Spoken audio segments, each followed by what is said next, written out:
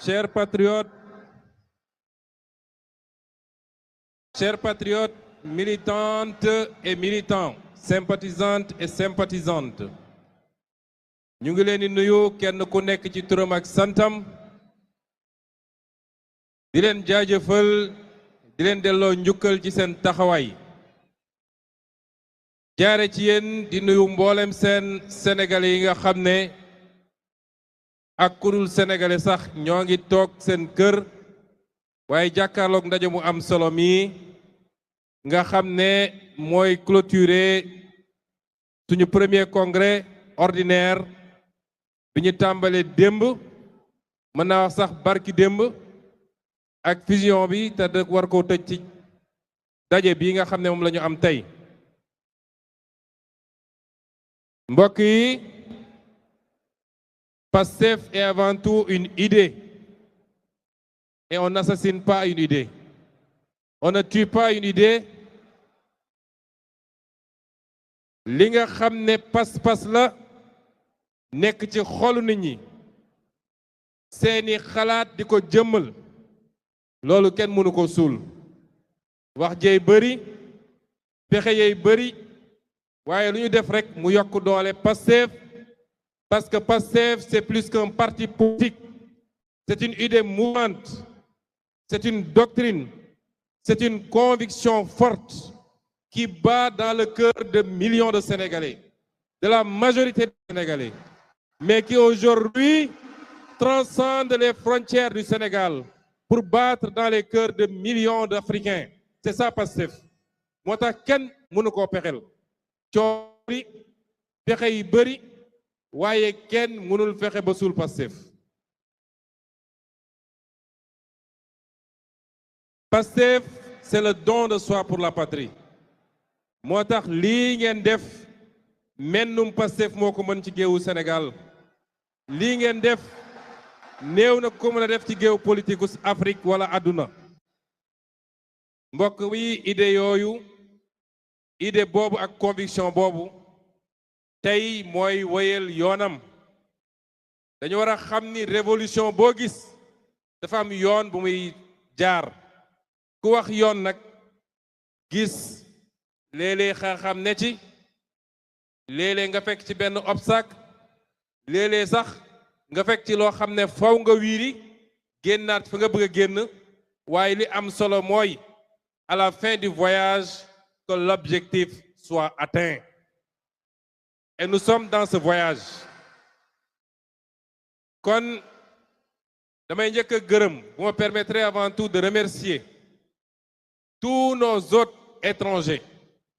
dont certains sont encore à Dakar, certains sont ici dans ce stade,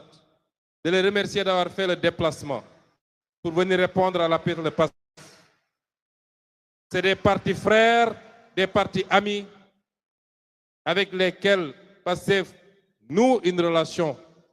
qu'on voudrait étendre progressivement dans tous les pays d'Afrique pour que le courant de pensée que nous incarnons, un courant de pensée souverainiste, patriotique, qui n'est pas exclusif des autres, mais qui pense d'abord aux intérêts du Sénégal et aux intérêts de chacun de nos pays, que ce courant de pensée puisse prospérer, s'aimer et se répartir dans tout le continent. Chers représentants de vos partis respectifs, permettez-moi au nom de Pastef, dont vous voyez une illustration aujourd'hui, de vous dire merci et de vous souhaiter un bon retour chez vous. bi ma pare ñooñu ma gërëm l'ensemble du peuple sénégalais parce que politique dafa am parti politique ak ñi ca bokk ñi fi nekk ñépp waa Pastef lañu waaye am ñoo xam ne duñu jënd carte politique duñu jënd carte parti politique bokkuñu ci parti waaye seen xol mën na faral parti boobu wala leader boobu loolu la ñuy wax sympathisant ñoom ñépp ñu ngi leen di boole di leen gërëm di leen jaajëfal ndax seen taxawaay bokk na ci li tey pexe bu ñu sos jëmale ko ci Pastef mu na sax ma teg ci nag sama jàmbaar yi sama jaar yoo xam ne Sénégal amul seen fay man mi di wax ak yow awma seen fay mooy les militantes et les militants de Pastef que vous êtes dama bëgg ngeen tàccu seen bopp ngeen tàccu seen ndax seen taxawaay moo réhabilité la politique au Sénégal demoon nañu ba ñëpp ñàkk yaakaar ci politique koo wax mu ne la politique buñ ma joxul du ma def ndax politicien jaru ko buñ ma joxul du ma génn balaa may déplacé wu nañ ma jox 2500 ak t-shirt ak lu demee noonu waaye yéen ci seen taxawaay yéen a jëmmalaat politique ñu xam ni engagement politique c'est s'engager pour soi-même parce que c'est pour s'engager pour sa nation c'est s'engager pour son peuple c'est s'engager pour son avenir et l'avenir de ses enfants de ses petits-enfants man damay anorgueilliru saa su ne dellu sant yàlla ne li ma am ci militant fii ci Pastef te nag yéen a ma boole gaay yi yéen militant Pastef yéen a ma boole gaay yi li ma gaay yi iñaane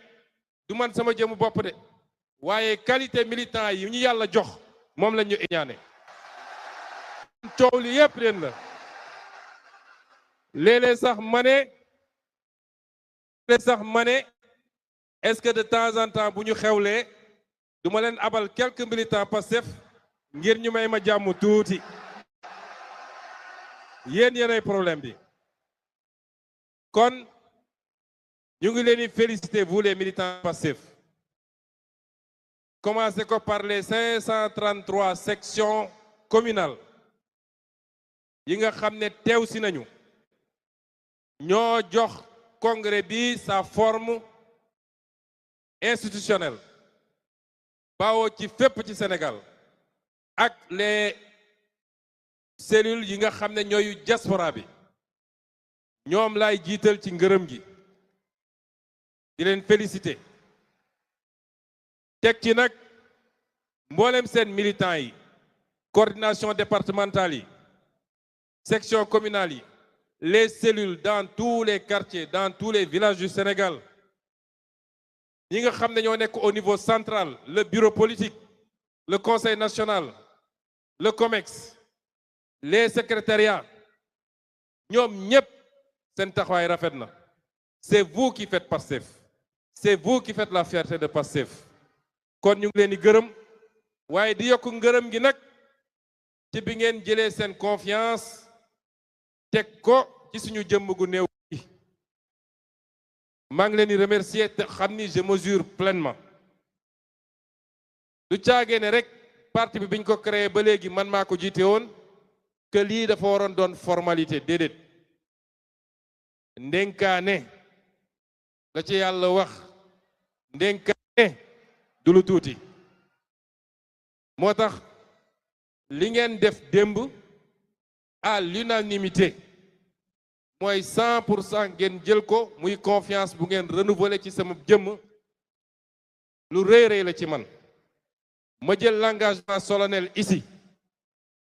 jëlati ko fii ni duñu toog ba ngeen ne Ousmane Sonko trahir na les idéaux et les principes du parti loolu du musa am parce que du suñu gëm-gëm du suñu yar du suñu cosaan ak suñu aada du suñu xeet amul lenn loo xam ne nangu na loolu nit bu ngor jógee ci yow dara desu fi bu ngor jógee ci yow dara desu fi waaye ngor sax yomb na dañuy wax bu gore jógee ci yow dara desu fi kon àdduna du dox bu yàgg naa leen wax ni bàyyi politique moo ma gënal war na jeeg ay militantes ay militants ay sympathisantes ay sympathisants ñu ne kii daf ñoo wor par rapport ak li ñu waxante woon mën na am ay problème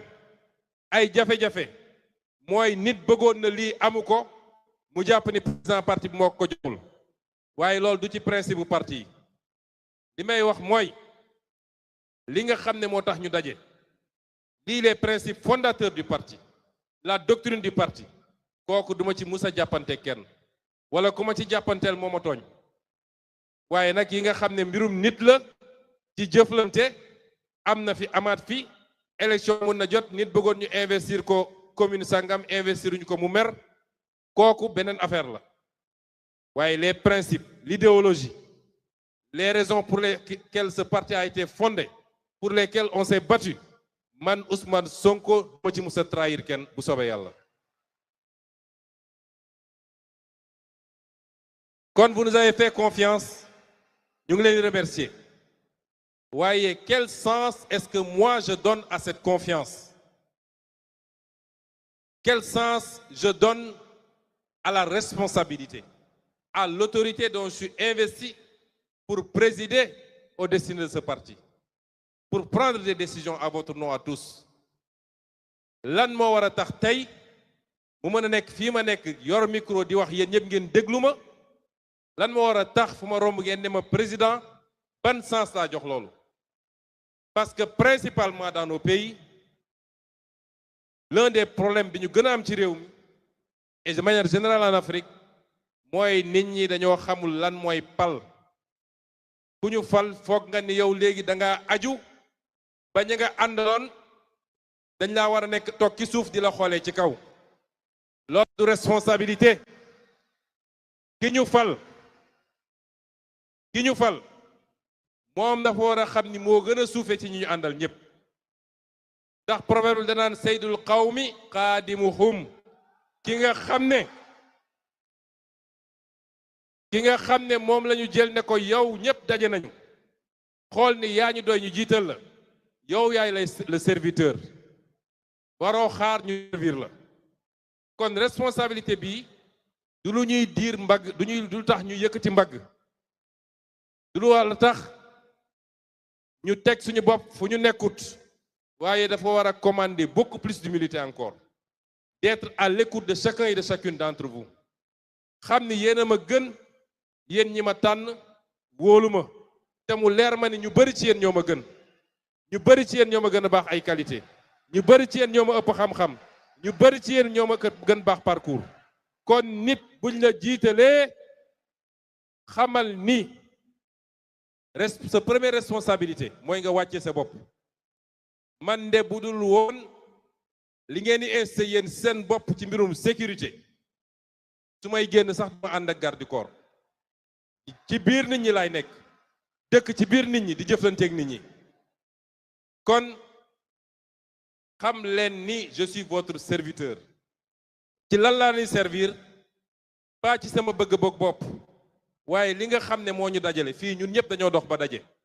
ñii Matam lañu dëkk ñii Kédougou ñii Kolda ñii Ziguinchor ñii Mankaañ lañu ñii olof lañu ñii séeréer ñii joola ñii pël. kon li ñu dajale ñun ñëpp mooy benn gëm-gëm bi ñu am ci lan la ñu war a def pour Sénégal baax. man ci loolu laa leen di servir ci loolu laay nekk suba ngoon guddeeg bëccëg. kon dama leen di remercier encore une fois wax leen ni on mesure la portée de ce choix waaye choix bi c'est la consécration d'un parcours ndax mbooloo boo ko jiitee fukki at ak ñaar ñu ne yeesal jot nañu tànnaat la dafa fekk peut-être am na loo wuyoo sa digganteeg nit ñi ci jiite boobu waaye du sama jëmm man dong. kon dama bëgg ngeen féliciter ma it ñi nga xam ne parce que àndandoo dafa baax am àndandoo yu baax mooy tax njiit mën a performer. te dafa am ñoo xam ne gis naa sànq ay jëm yu bari ñu wan leen fi ngeen tàccu kenn ku ne ci ñoom mënoon na taxaw fi ma taxaw tey. kenn ku ne ci ñoom dafa di collaborateur boo xam ne bu sincère bu loyal bu fidèle collaborateur boo xam ne jaar nañu fu ne te nag dañoo génn ci épreuve dinaa ci dellu léegi gën a leeral lu bëree bëri kon moo wax leen ni fii ñu toll nii dañoo génn jóge ci li ma tuddee la première phase de la clarification. mbokk yi politique ak xel ñoo ànd. politique ak xel ñoo ànd. politique doole baax na ci tuuti te yéenay suñu doole waaye doole gu ànd ak xel mënul am résultat dama leen wax ni lancé woon nañu la phase de clarification à partir du 8 juillet 2025 mooy keroog bi ma toogee King Fahd am lu ma njëkk a junju ci li nga xam ne ñu ngi ko doon ruumandaat di ko togg te muy woon musiba si ñun boo ko njëkkee wax defe naa ñu bëri ci yéen comprendre ñu woon amaana sax dañoo xam ne man sànni woon xeer bi ne Pros lu muy wax nii Pros dafa yàkkamti Pros nii ak nii boobu man gis naa lu ñu bëri gisul xam naa lu ñu bëri xamul waaye dafa am nu ñuy andee mbir nuñ koy tegee fuñ koy jaare ba egg ci fañ